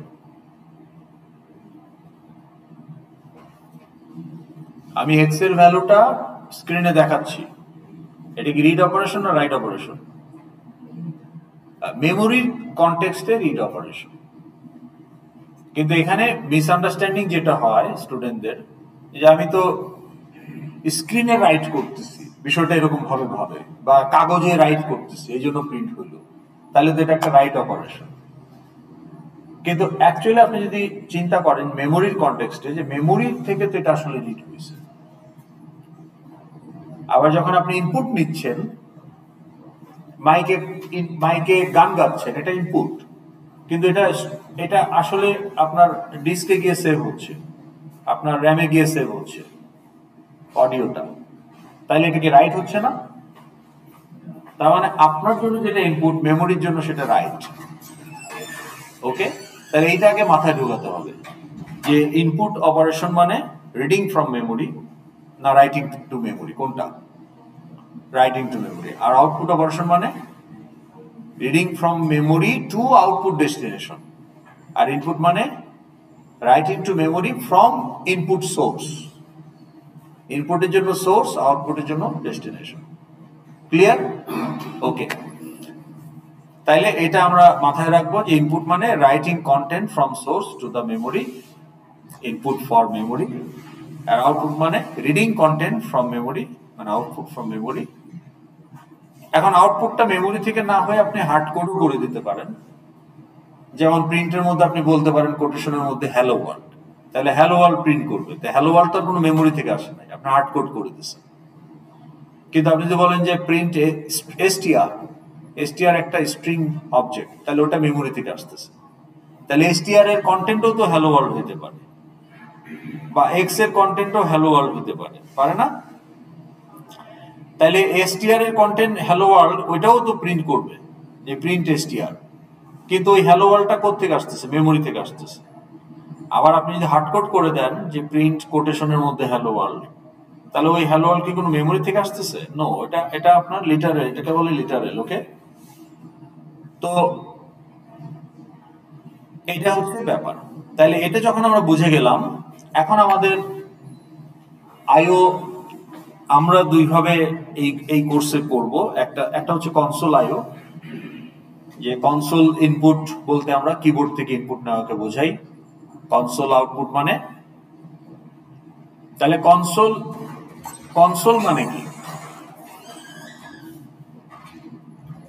কনসোল শব্দটা মানে কি? ইংলিশ ওয়ার্ড, এটার মানে কি? হ্যাঁ, কন্ট্রোল না, কনসোল। এই যে কনসোল, এটা শোনেন নাই ইংলিশ ওয়ার্ড?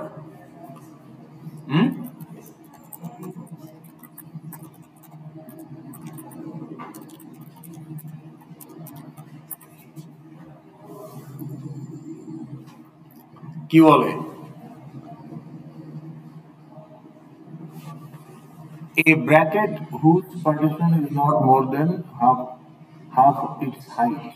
ওই যে একটা পাটাতনের মতো ব্র্যাকেট বলতে ওইটা বোঝাচ্ছে আর কি। তার মানে এখানে আসলে কি থাকে? বেসিক্যালি কম্পিউটারের কনসোল বলতে আমরা বুঝি কিবোর্ড অথবা স্ক্রিন। তো যখন কনসোল আইও বলবেন, তখন আপনার সোর্স হবে কিবোর্ড ইনপুটের ক্ষেত্রে, আর কনসোল আইও যখন বলবেন তখন ডেস্টিনেশন হবে স্ক্রিন কনসোলের ক্ষেত্রে। তাহলে কনসোলের ক্ষেত্রে default source for input is keyboard and default destination for output is screen.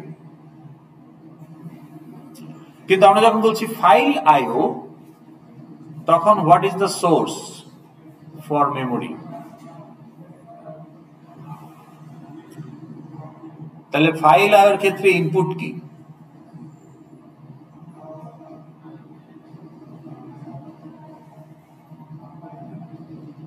Writing to file.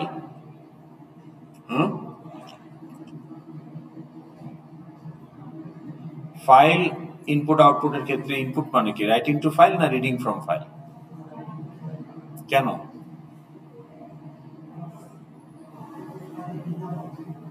File কিন্তু আপনার র্যাম না।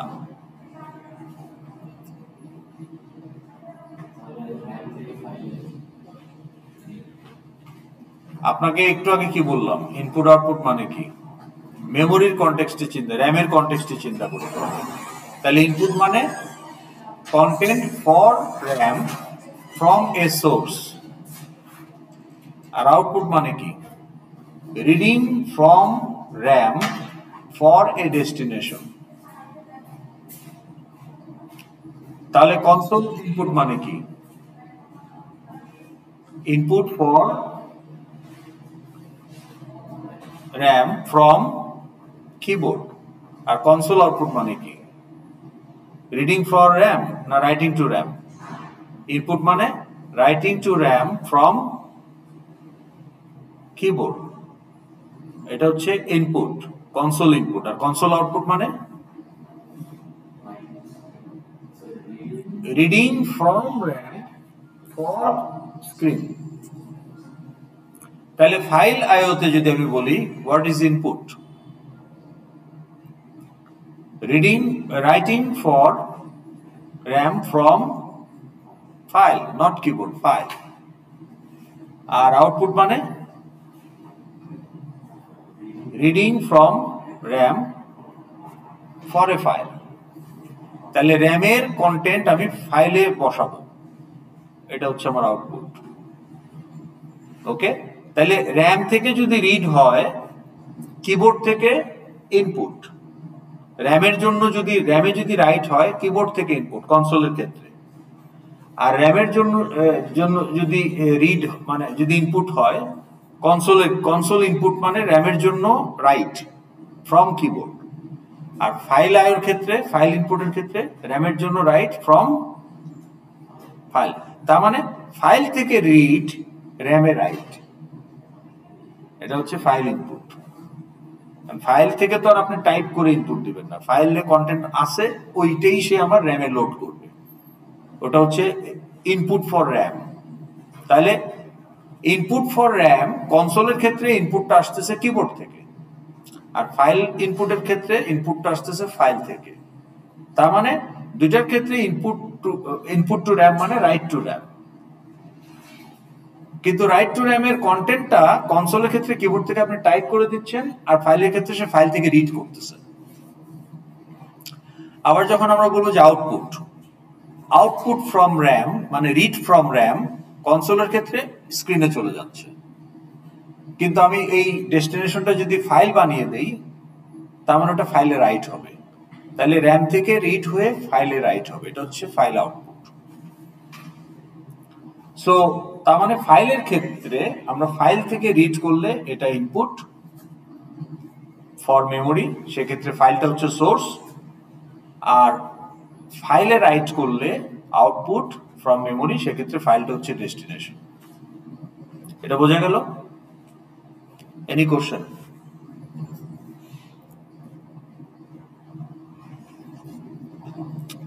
এখন এই যে কোনো ধরনের আইও, সেটা ইনপুট হোক বা আউটপুট হোক, to perform any kind of IO, we need a middleman.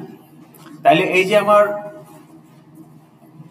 Memory R source ইনপুটের ক্ষেত্রে, অথবা মেমোরি অ্যান্ড ডেস্টিনেশন আউটপুটের ক্ষেত্রে, তাহলে আমি যখন ইনপুট নিচ্ছি, আমি কিবোর্ড থেকে আমার যে কন্টেন্ট, সেটা কি আমি এক্স এর ভেতর নিতে পারবো ডাইরেক্ট? এক্স হচ্ছে আমার মেমোরি, তাহলে এটা একটা 4 বাইটের মেমোরি, ইন্টিজার সাপোজ।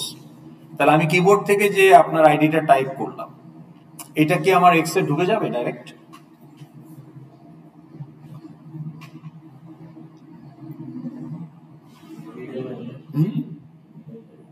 তাহলে আপনি বললেন যে এক্স ইকুয়াল টু, আপনি ইনপুট নিচ্ছেন কিবোর্ড থেকে। তাহলে কিবোর্ড থেকে আপনি আপনার আইডিটা টাইপ করলেন যে 1 2 3 4 5 6 7 আপনার আইডি। তাহলে এই 1 2 3 4 5 6 7 এই আইডিটা আপনি কোথায় রাখতেছেন? এক্স এ রাখতেছেন। তাহলে এক্স এর জন্য ইনপুট, এক্স এ রাইট হবে। এখন এক্স এ কি রাইট হবে? হ্যাঁ, কিবোর্ড থেকে আপনি কি টাইপ করছেন? না, কিবোর্ড থেকে আপনি কি টাইপ করছেন, KEY কি টাইপ করেছেন, তাই না? and every key is a character. তাহলে আপনি যে 1 2 3 4 5 6 7 you have supplied 7 characters. Character 1, character 2, like that, character 7. তাহলে একটা ক্যারেক্টার 1 বাইট, তাহলে আপনি সাপ্লাই দিয়েছেন 7 বাইট, আর আপনার x কত বাইটের? 4 বাইট। তাহলে 7 বাইট আপনি 4 বাইটে রাখবেন কিভাবে? So you cannot directly transfer data from memory between memory and source or destination. You need in between a buffer for investigate, process, conversion, parse, etc. এই কাজগুলো করার জন্য আমার একটা stream টাইপের অবজেক্ট দরকার, and that stream class are equipped with those kind of methods যেগুলো এই ইনভেস্টিগেট করা, অ্যানালাইজ করা, কনভার্ট করা, পার্স করা, এই কাজগুলো করতে পারে।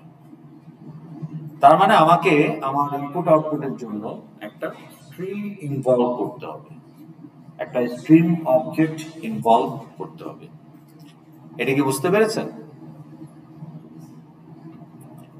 না বুঝেন নাই?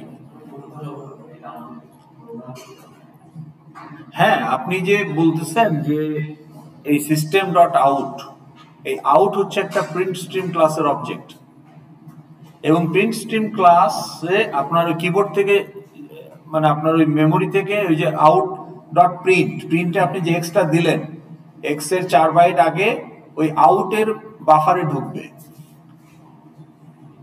আউটের ফিল্ডে ঢুকবে আগে, সরাসরি ওটা স্ক্রিনে আসবে না। অথবা কিবোর্ড থেকে আপনি যখন টাইপ করতেছেন 1 2 3 4 5 6 7, এইটা আপনার ওই ইনপুট স্ট্রিমের বাফারে ঢুকবে অ্যাজ এ 7 বাইট 7 ক্যারেক্টার্স। তখন ওই স্ট্রিম ক্লাসের মেথড ওইটাকে অ্যানালাইসিস করে 4 বাইটের ইকুইভ্যালেন্ট ইন্টিজারে কনভার্ট করবে। Then those 4 bytes will be stored in x. তার মানে সরাসরি আমার সোর্স ডেস্টিনেশন থেকে মেমোরিতে কন্টেন্ট যায় না, এটা স্ট্রিমের বাফার হয়ে যায়। তাহলে স্ট্রিম একটা ক্লাস যার ভেতরে বাফার হিসাবে বাইটস আছে, ওই যে বাইটও একটা টাইপ, যেটা হচ্ছে পরিচয়হীন টাইপ, আনবায়াস টাইপ, কোনো নির্দিষ্ট ক্যারেক্টার, নিউমেরিক কোনো কিছুই রিপ্রেজেন্ট করে না, জাস্ট বাইট। তাহলে আপনার ওই স্ট্রিম ক্লাসের যে বাইটের যে লিস্ট বাইরে, ওখানে গিয়ে আপনার কন্টেন্ট আগে অ্যাকোমোডেট হয়, ওকে, ইনপুটের ক্ষেত্রেও আউটপুটের ক্ষেত্রেও। তখন স্ট্রিম ক্লাসের যে মেথডটা আপনি ইউজ করছেন, সেই মেথড তখন ওটাকে অ্যানালাইসিস করে, যদি কনভার্ট করার প্রয়োজন হয় করে, তারপরে সে ইনপুটের ক্ষেত্রে মেমোরিতে রাখবে, আর আউটপুটের ক্ষেত্রে সে ডেস্টিনেশনে পাঠাবে। কনসোলের ক্ষেত্রে প্রিন্ট, ফাইল আউটপুটের ক্ষেত্রে ফাইলেই ঢুকবে।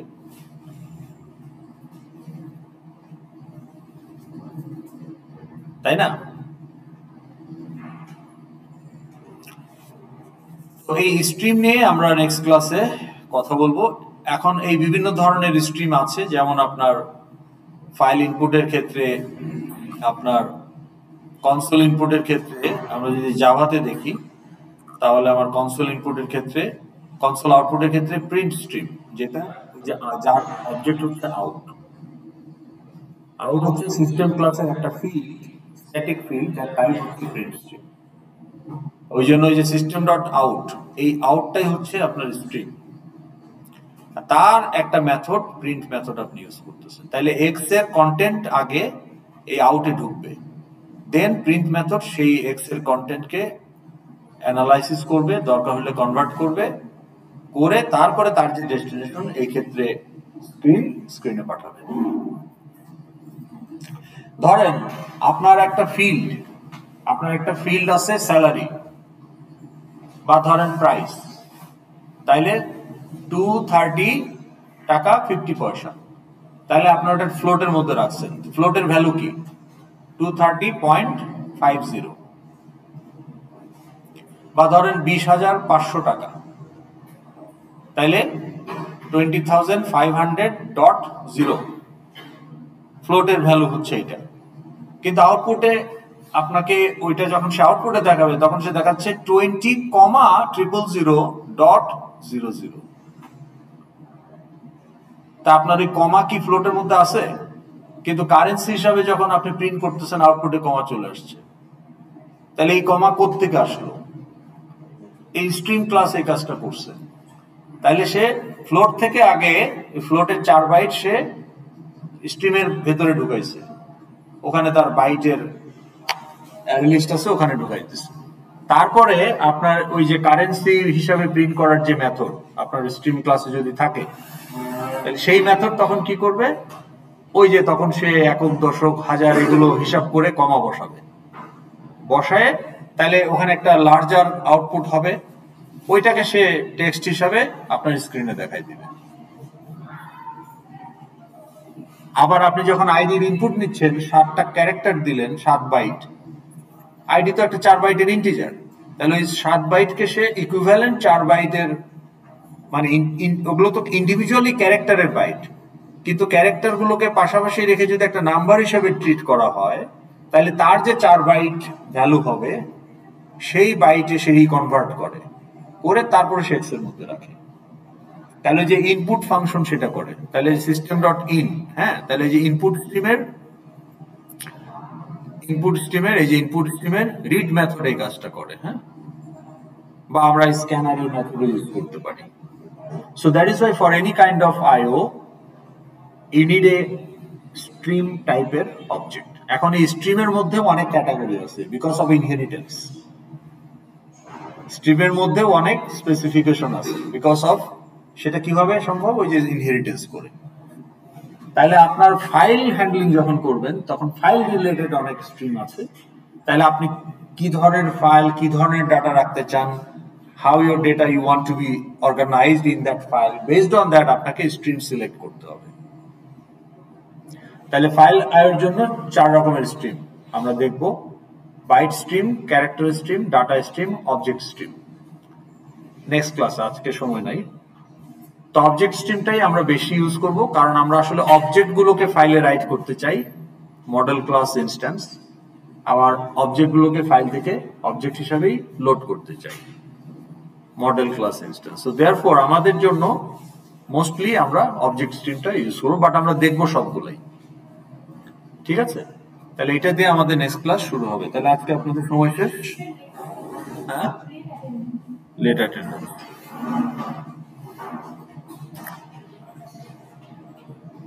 Any question so far?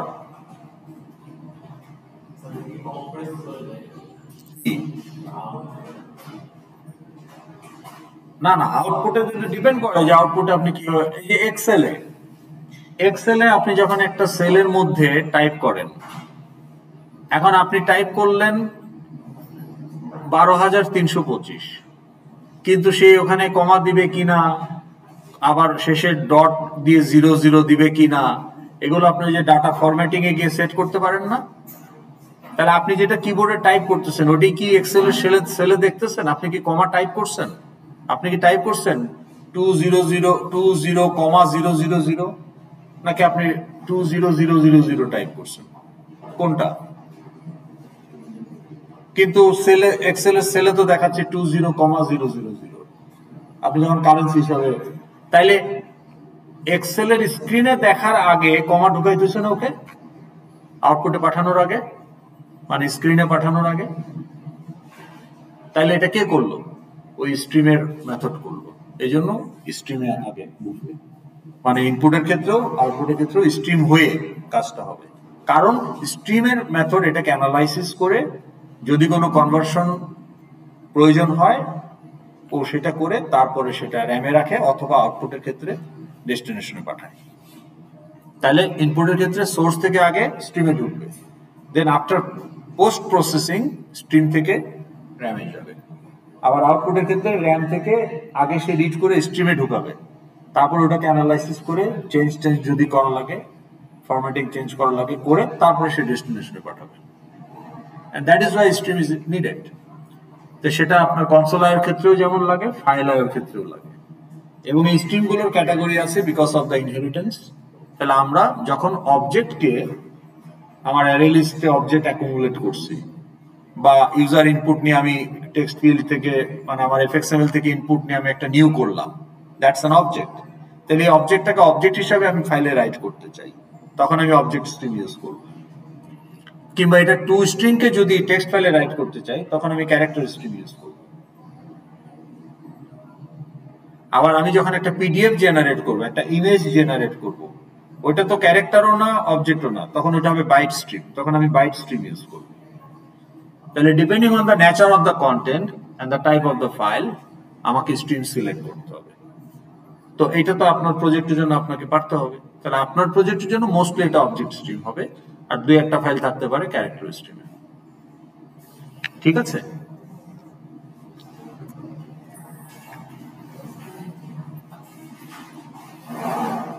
আজকে রেকর্ডিং গুলো আপলোড করে দিব নেক্সট ক্লাসে আসার আগে সব। আর আপনাদের মিডের রেজাল্ট পাবেন বৃহস্পতিবার সকালে। সো কেউ উইথড্র করতে চাইলে ইনফর্ম ডিসিশন নিতে পারবেন। অনেকের কন্টেন্ট নাই আপলোডে, তো সেটা লেখা থাকবে, কিন্তু আপনি যদি মনে করেন যে আপনি কন্টেন্ট দিছেন কিন্তু আমার মার্কে দেখাচ্ছে কন্টেন্ট নাই, then you can contact me থার্সডেতে অফিসে। বাট যারা কন্টেন্ট দেন নাই তারা তো জানেনই যে কন্টেন্ট নাই। হ্যাঁ, তো যেমন ফর এক্সাম্পল অনেকে হ্যালো ভিউ দিয়ে দিচ্ছেন, তো ওখানে তো আপনি এফএক্সএমএল এ মার্ক পাবেন না। কিন্তু আপনি হ্যালো ভিউ না, আপনি আপনার এফএক্সএমএলটাই বানাইছেন, কিন্তু স্যার বলতেছে হ্যালো ভিউ, তার মানে কি আপনি ভুল আপলোড করছেন। তো সেটা আপনি দেখতে পারবেন কমেন্টে ওখানে। আমাদের কি আরেকটা কুইজ হবে? আরো দুইটা হবে, নেক্সট উইকে হবে আর পরের উইকে হবে।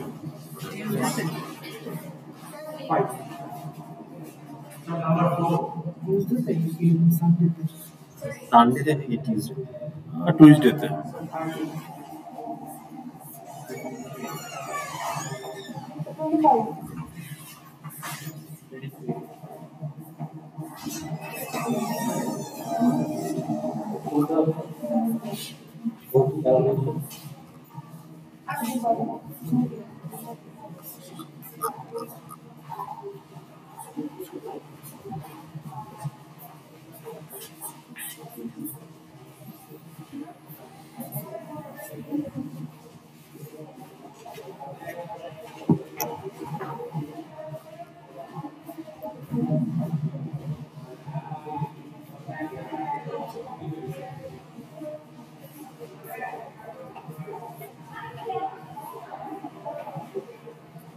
এখন কি ল্যাব না?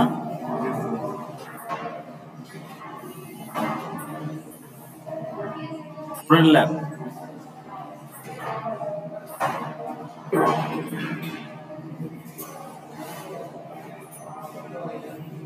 কত আপনার? হ্যাঁ, আপনার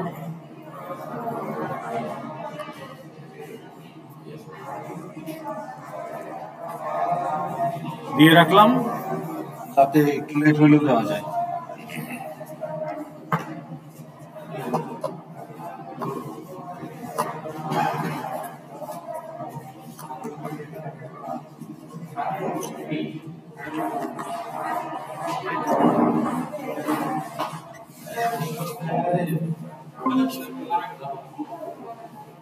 কত?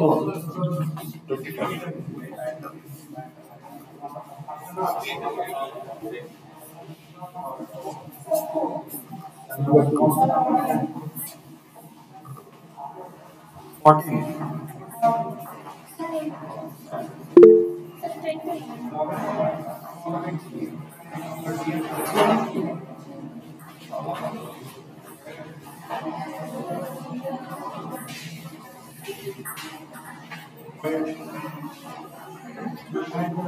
আমি একটু ব্রেক দিচ্ছি, এমনিও আস্তে আস্তে লেট হয় 10 minute.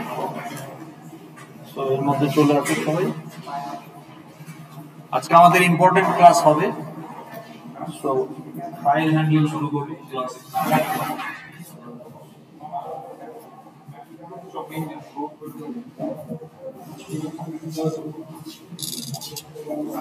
File handling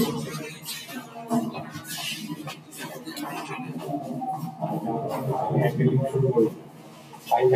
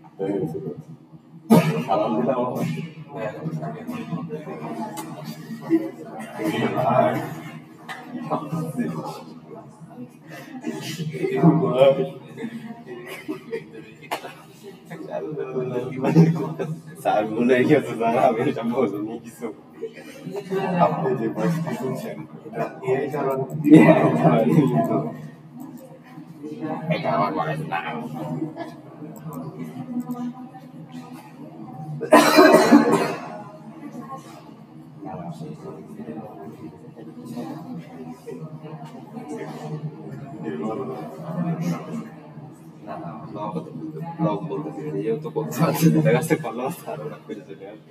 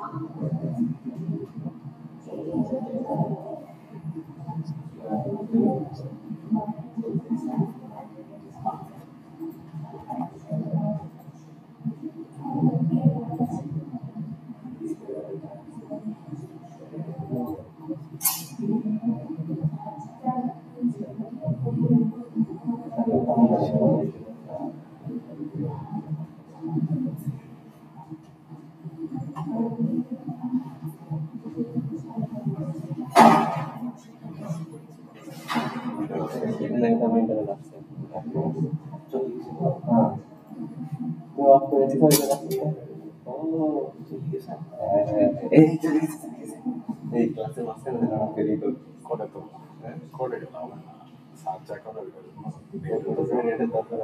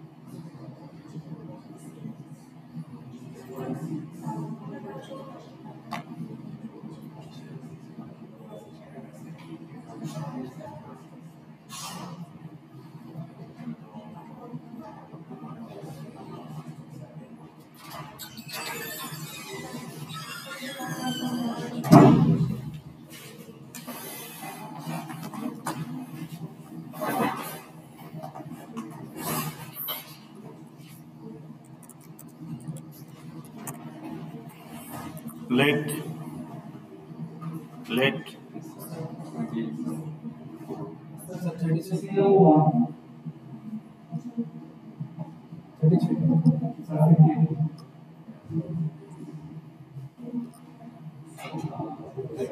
26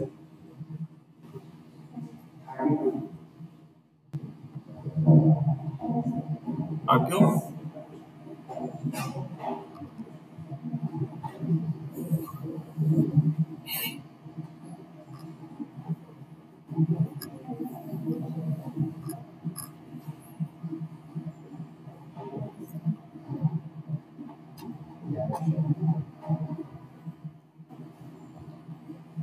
screen share করা আছে, ভালো লাগলে কমেন্ট করতে পারেন।